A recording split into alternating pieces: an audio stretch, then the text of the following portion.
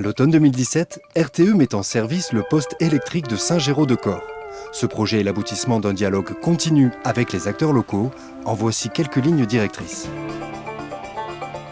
Pour faire vivre le projet et pour le faire avancer, il nous est indispensable de fonctionner en équipe projet. Donc ça veut dire un manager de projet, un ou plusieurs concertants et l'ensemble d'une équipe technique dans un certain nombre de domaines.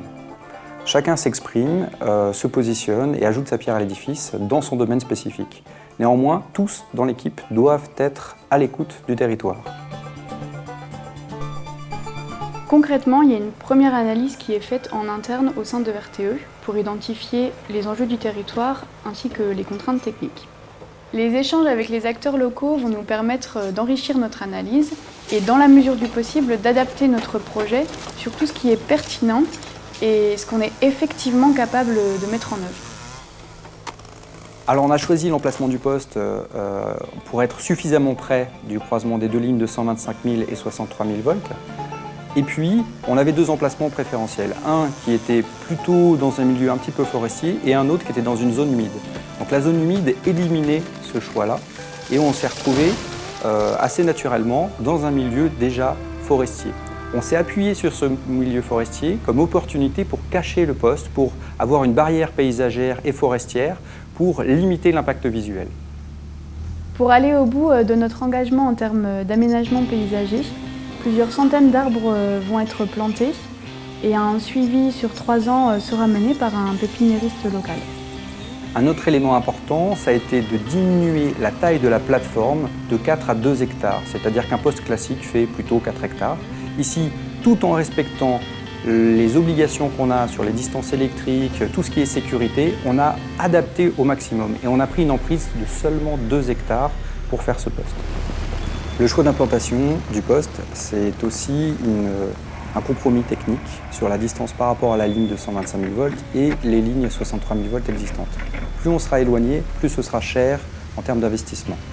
Et donc, si on s'éloigne d'1 kilomètre du croisement des deux lignes, on augmente le coût du projet d'1 million d'euros.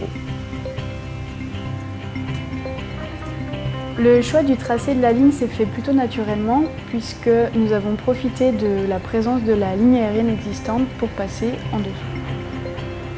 Pour réaliser l'étude d'impact, on s'est appuyé sur un écologue qui a pu nous permettre d'identifier les sensibilités naturelles.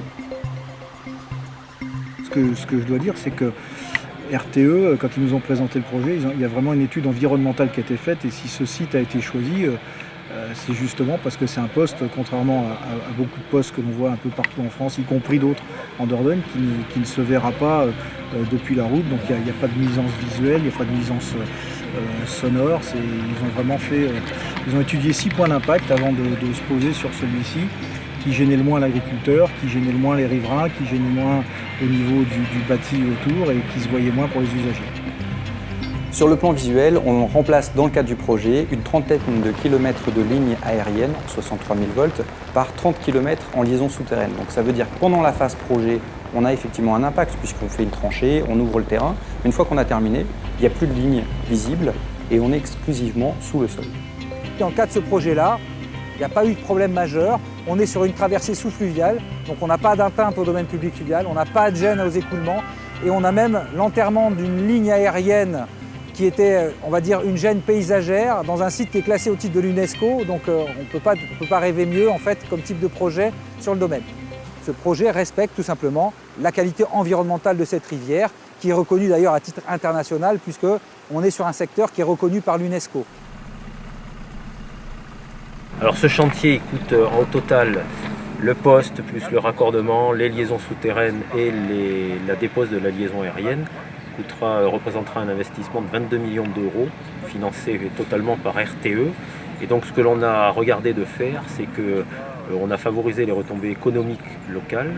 Donc on a mis en relation les entreprises principales quand elles font des travaux spécialisés chez nous avec des sous-traitants potentiels. Donc on a fait une réunion pour que les entreprises se connaissent et puissent favoriser la sous-traitance.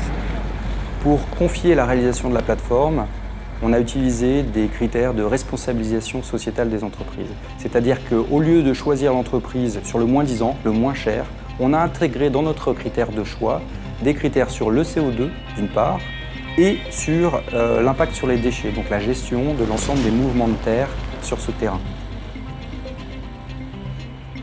Pour acheminer le transformateur, qui pèse 156 tonnes à vide, on a utilisé une machine un petit peu particulière, qui est une emprise au sol, qui respectait la taille des routes qui mènent jusqu'à Saint-Géraud-de-Corps et au poste. Ça, c'était quelque chose qui techniquement était vraiment intéressant.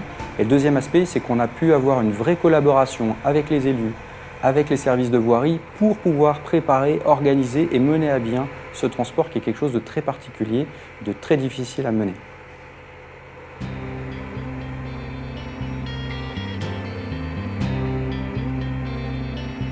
Dans le cadre de sa mission de service public, RTE a inscrit son action au plus près du territoire. C'est le principal levier de réussite du projet. Merci beaucoup. Continuez à être exigeant avec nous. Vous inquiétez pas, Ouais, vous je inquiétez sais. pas. C'est comme ça que l'on arrive à progresser, Ouais, à je crois trouver qu'on a- les bons compromis. On a bien travaillé ensemble.